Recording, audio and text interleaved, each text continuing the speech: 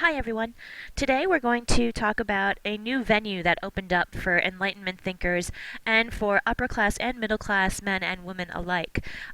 These came to be known as salons, and they started in the 1600s. It was a group of noble women who started having meetings to talk about poetry, to talk about religion, to talk about government, all these ideas in their parlors, in their houses.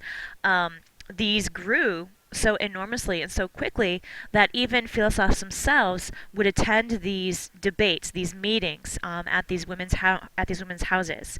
Um, Not only did it grow so large across philosophers and across the nobility, but it also reached maybe they started in like the 1600s, so in the 1700s they reached even middle class women. So middle class women started holding these meetings in their drawing rooms and in their salons.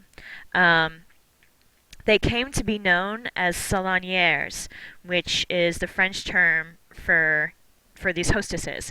It's Salonières, salonières. Okay, this was an amazing opportunity in the 1700s for not only just the nobility to speak their minds, but also for the middle class. It was one of the first occasions where middle class citizens could meet with the nobility on equal terms and discuss and spread Enlightenment ideas. So they're meeting together. So you've got middle class, you've got nobility, you've got men and women all together discussing all these important ideas. This painting is a picture of a famous salonière whose name is Madame Geoffrin. Her first name was France. Her first name was Maria Theresa. That's what her first name was. Her husband's name was Francois, but she was Maria Theresa Geoffrin. It's Geoffrin, and she started holding these salons, and they became very, very famous. Like if you look at this salon, I'm going to advance it. You see the numbers and you see who they are pointing out. Okay, so you've got Diderot, you have Rousseau, you've got Voltaire. They were all invited to these salons to discuss their ideas. Actually, Voltaire is a bust. He's not actually there. Okay, but this painting was drawn to kind of represent the kind of people who would attend these salons, which was a fantastic advancement for Enlightenment thinkers and thinkers alike who wanted to spread their ideas and talk about these ideas.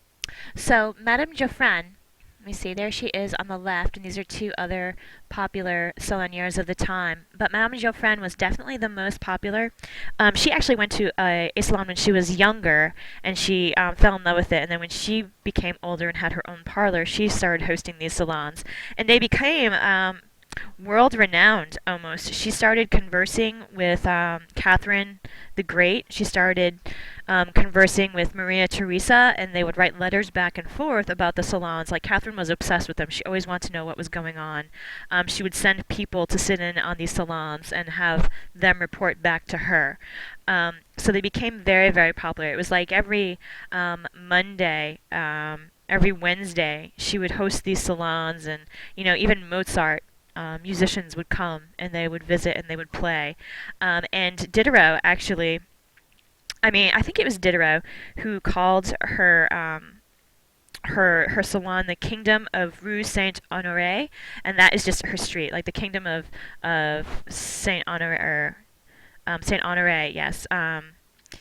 Was where her house was on the street. You don't have to worry about the street name or anything like that. But that's how she was referenced among the public. She became that famous.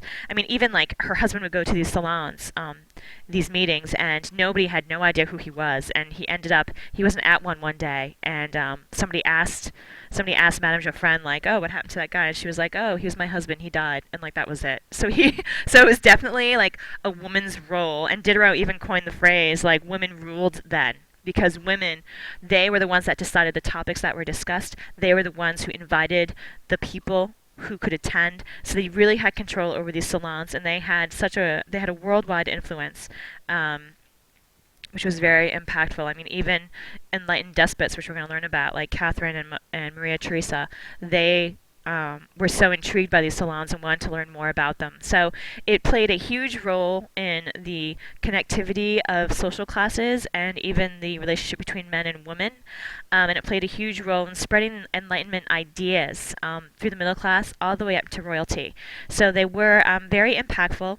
Like I said, this is going to be a short and sweet screencast about the salonières and the salons of the Enlightenment period, specifically in France, and then they spread to England. But we are definitely going to talk a little bit more about tomorrow. We're going to practice our own modern salon. Okay, so that's it. Have a good night.